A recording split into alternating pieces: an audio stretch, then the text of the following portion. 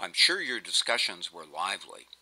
Hopefully, you are able to sort through all those thoughts and identify a few critical implications. What you will see here are some implications that others have identified after similar discussions. You may have come up with some of these.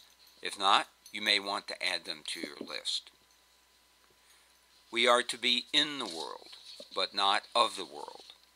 As Catholics, our tradition always calls us to be engaged deeply in the world, but not to allow the values and standards of the world to become our guides and values.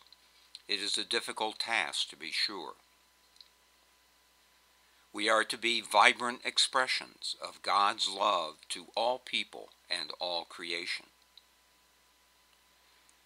Following the example and teaching of Jesus, we are to give special concern to the plight of those on the margins of society, those whom people tend to forget or ignore, the unpleasant and the difficult.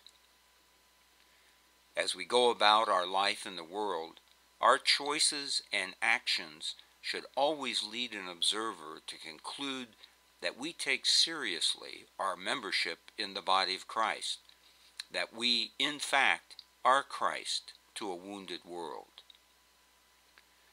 Finally, we don't do this alone, but as members of faith communities that sustain us in this difficult and challenging vocation, to be active in the world, but not co-opted by its values.